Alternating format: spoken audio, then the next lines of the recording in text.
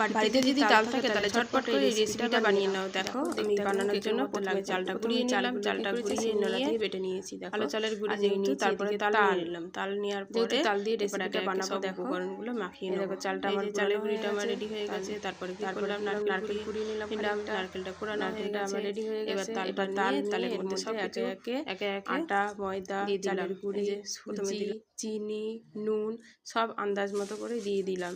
দিয়ে এটা সুন্দর করে মাখাবো। ও তার মধ্যে আবার দিয়েছিলাম কলা, আর তাল তো দিয়েছি তোমরা দেখতেই পাচ্ছ। এবার একে একে সব আন্দাজ করে করে দিয়ে দিলাম। দিয়ে এবার এটা সুন্দর করে চটকে চটকে চটকে চটকে অনেকক্ষণ ধরে মাখবো। দেখো আস্তে আস্তে আমি সব দিচ্ছি, এই দেখো। আর নারকেল কোড়াটাও আমি সবই দিয়ে দিয়েছিলাম, যত নারকেল দেবো ততই টেস্ট হবে এটা। আরেকটা কথা বলে দিই, আমি এটা কিন্তু মাখার সময় কোনো তেল ইউজ করিনি। দেখো নুনটাও এবার আন্দাজ মতো দিয়ে দিলাম।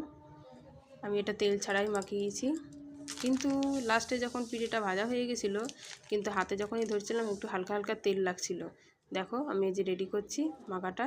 দেখো কলাও দিয়ে দিলাম, কলাটা দিলে সুন্দর নরম হবে। এবার চটকে চটকে ভালো করে মাখিয়ে নিলাম।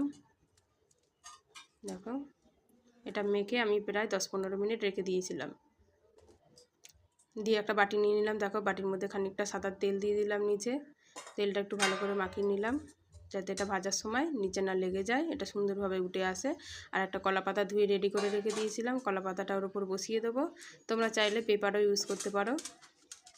দেখো কলা পাতাটা সুন্দর করে বসিয়ে দিলাম, এই যে বসিয়ে ফেলেছি। এরপর ব্যাটারটা আস্তে আস্তে ঢেলে দেবো এর মধ্যে। এই যে নিয়ে নিলাম, এটা পুরোটাই দিইনি, খানিকটা দিয়েছিলাম। বাটিটা খানিকটা খালি রেখেছি, কারণ এটা ভাজার সময় কি হবে, এটা ফুলে উঠবে কেকের মতন, যেহেতু এর মধ্যে সুজি দেওয়া আছে, নারকেল দেওয়া আছে। দেখো সুন্দর করে হাতে আস্তে আস্তে করে বসিয়ে দিলাম। এই খানিকটা ব্যাটার আমি রেখেও দিয়েছি। এই যে একটা চুলার উপর খানিকটা বালি দিয়ে তারপর বাটিটা বসিয়ে দিয়েছি, দিয়ে একটা গামলা দিয়ে ঢাকা দিয়ে দেবো, নাহলে বাষ্পটা বেরিয়ে যাবে। এবার গামলাটা নড়ছিল বলে কী করলাম, একটা ভাঙা নোড়া ছিল তার উপর চাপা দিয়ে দিয়েছি। এই যে পিঠে আমার হচ্ছে। এবার খানিকটা ব্যাটার ছিল, সেটা দিয়ে আবার কী করলাম, কটা বড়াও ভেজে ফেললাম। দেখো ছোটো ছোটো ফুলুরি বানিয়েছি, সন্ধ্যেবেলার একটা টিফিন হয়ে গেল।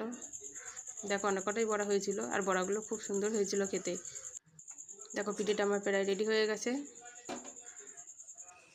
এই যে আমি একটা চামচি দিয়ে দেখছিলাম ভেতরে নরম আছে কি না, কি সুন্দর লাগছে তাই না? পিঠে আমার রেডি। এই যে কি সুন্দর হয়েছে।